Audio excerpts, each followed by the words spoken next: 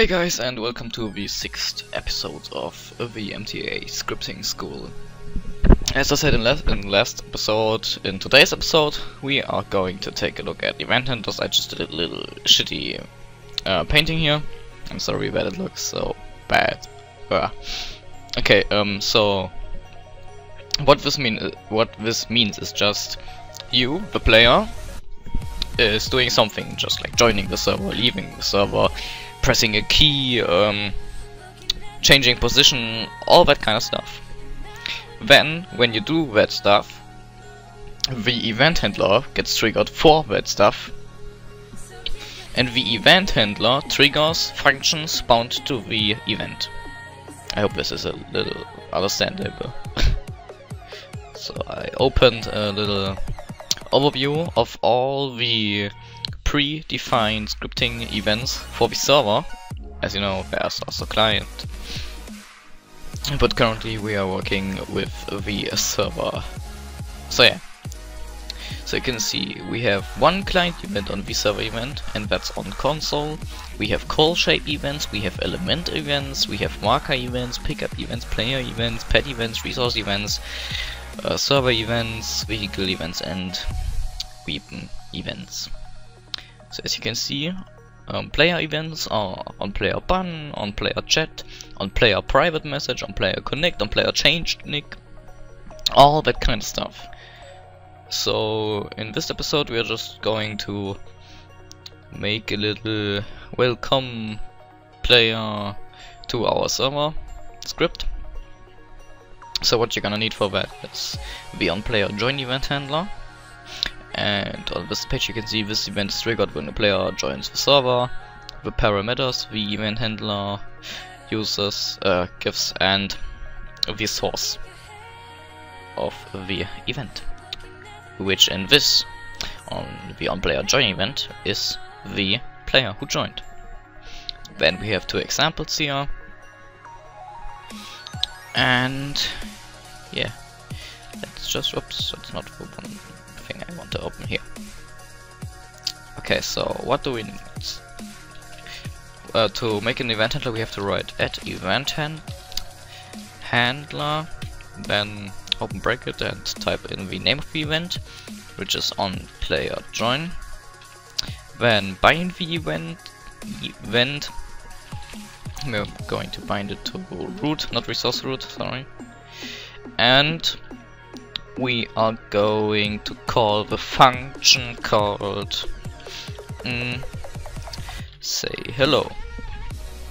Okay, so every time now someone joins the server, the function say hello gets triggered.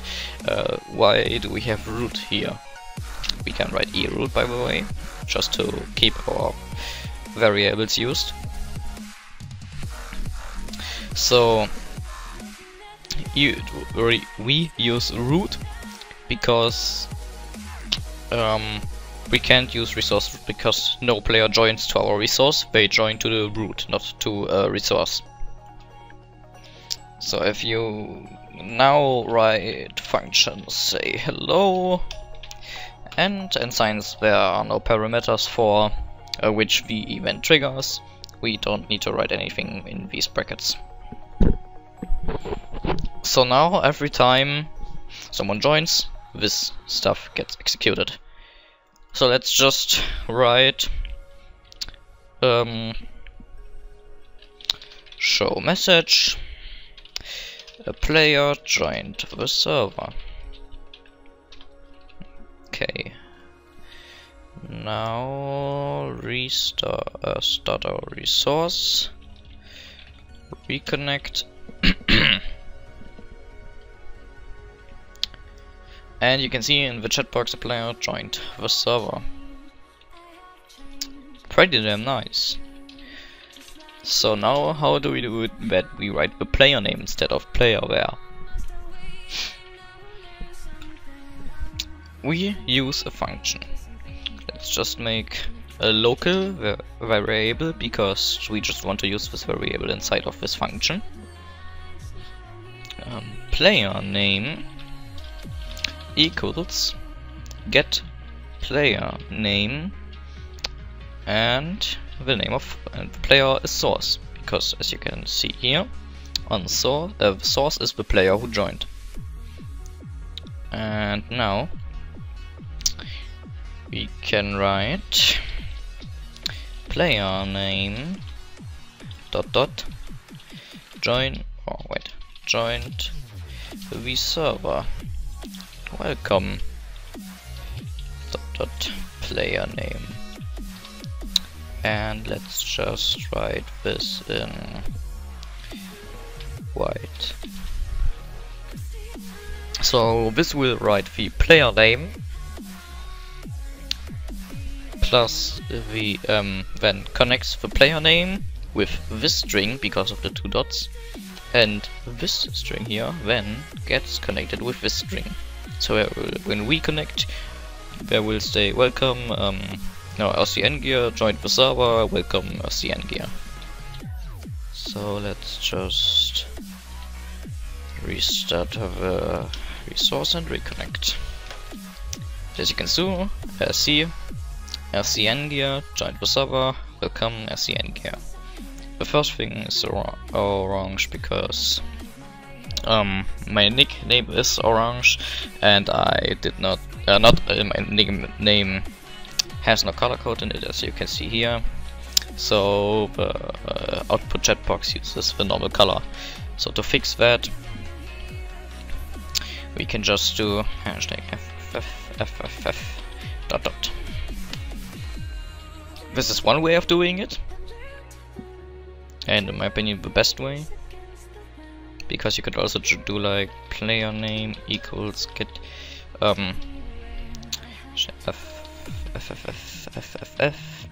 dot get player name source. This would also make just the same as this. Okay. So now every time we join, this this function executes. Every time one player joins, it doesn't matter which player.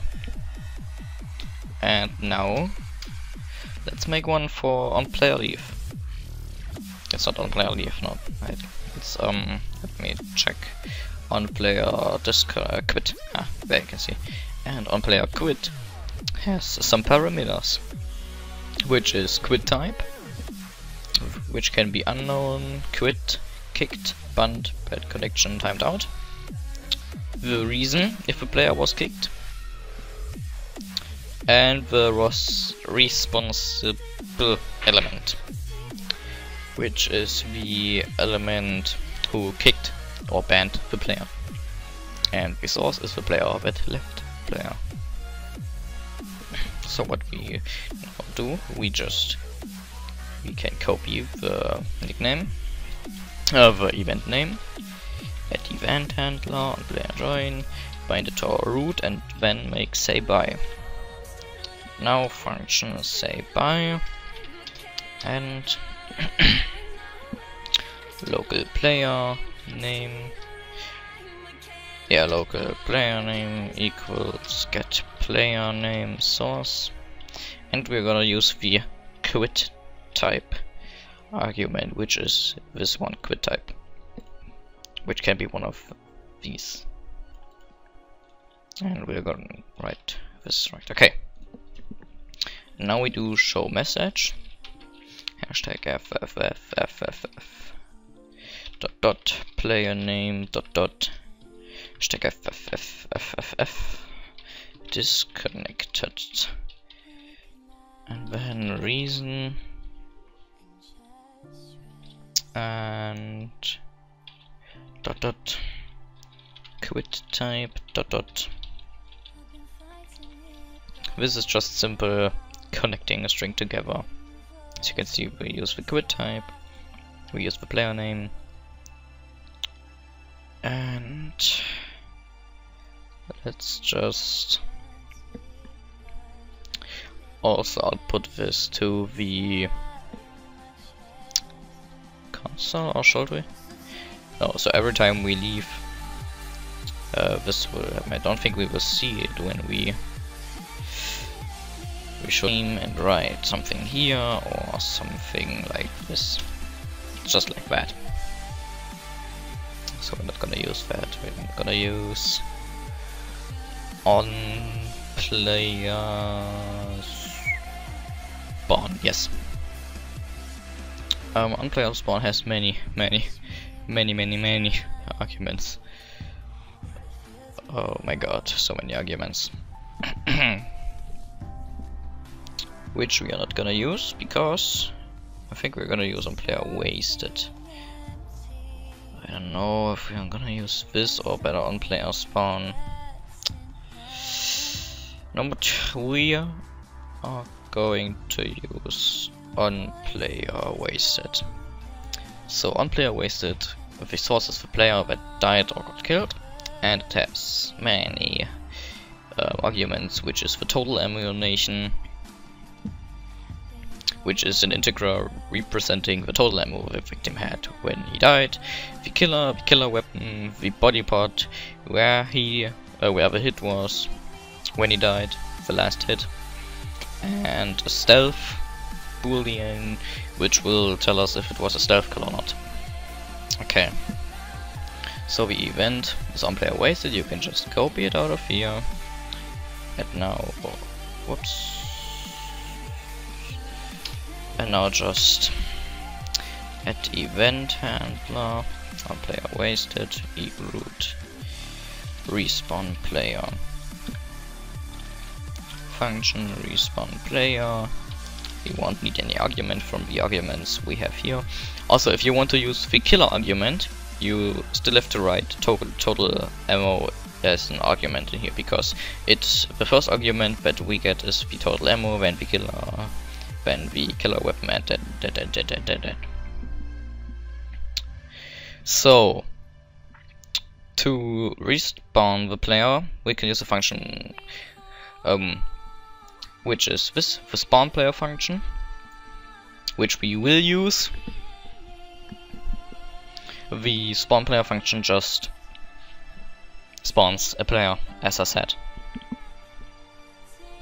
So let's just use this function, huh? Okay, so we need the player, we need the X, we need the Y, we need the Z as arguments. So what we're gonna do is spawn player, the player is our source, and now we are going to spawn him at 2500, 2500 and 100. No, let's do 25 or 3, 4. And now you can see which arguments we will also need. We now have these arguments, and now we can use the optional arguments, which are rotation, the skin ID, the interior ID, the dimension, and the team. So let's just spawn him with a rotation of 180, and that should be it. And now just show message, hashtag FFF, dot get player name, source, dot died. Wait. Hashtag FFF died. Okay, now every time a player dies, everyone will be able to read it. Let's just restart our resource and die. As you can see, we spawn. Yeah, if we die, in the chat box where will be died, we will spawn about here, and then we will respawn somewhere else. Because of the game mode play has also a built-in respawn script, which will respawn us somewhere in the map. To disable that, we have to make our resource game mode itself. And we are going to do that now. So we go into the meta and write, I think that's the right syntax. Okay, now the game mode hello world started. As you can see, it's now a game mode. Everything from our game modes is now gone, and if we try /kill, nothing happens. Why? Because we can just die use a command which doesn't exist. So we can either write it now with a command handler, or we can just die. But since this is a scripting school, we are going to make an command handler. And to make a command handler, we are going to use server, not events. I think it was in server functions. Can't remember at the moment. Yeah, at command handler. Here we go. So the command handler is usable on a server-sided and client-sided. We are going to use it server-side, so we're going to use this stuff. So what we are gonna do is the command name, like kill, the handler function, which is the function that gets executed, with a restricted, which is just which means if you in the account list, in the access control list, which is the ACL, if we use our function, do we have to have the access to that function?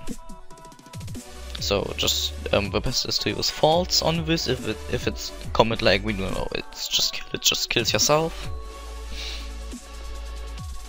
So yeah. Okay, now we are going to use command name at command handler. We are going to write as command name kill and as handler function kill myself. So at command handler kill myself. That's it. That's how you can make a function. And now the function kill myself.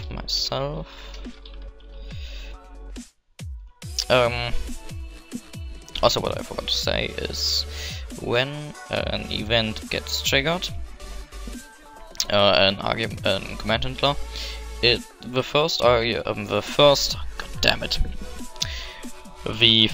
argument which will be transmitted is the player source, as you can read here, then the command name, and then the arguments. We will look at arguments later. So the player, we have to write the argument name inside of our brackets. And because it's player, I'm just going to call it player. And now we are going to use the function kill pet and the player. Okay, sorry for that. So we are going to use kill pet, which is a server function. You can just search it by typing kill pet here, going on it, click on go, and then you can see this function kills the specified pet. As you can see, the required argument is the pet, which will be killed, and then we can just give someone else the we can just say, hey, he killed him, like player 1 killed player 2, but player 1 didn't kill him, just like that. Okay, so we're just going to use player, and this should work. Let's restart our game mode. Now type in /kill, and as you can see, respawn right here. Fun, really nice, huh? That's you just made your own game mode with a welcome message, with a bye-bye message, and with a respawn script. That's pretty impressive, huh? I mean, just look at what you could do now with all this knowledge. You could just take a look at the other event handlers and see what they do and do something out of that, like when someone logs in, just if he has, let's say, if he's an admin, or if his account name is 1234, just give him another skin, so people see he's special. You can do all these kind of stuff right now, because with functions, you have a fucking website with all functions of for MTA here. You can just check it, like, let's just, you wanna change the skin of someone but don't have a function, just search for skin, or go to the player functions.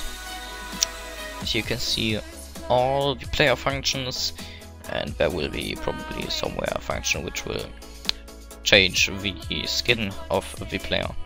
If not, I'm sorry. Or maybe it's a pet function here. Set pet not get pet clothes. But you can change the clothes and stuff and all this kind of stuff. That's stuff you can do just now. You have like, yeah, maybe not the best experience in scripting, but you have some basic experience.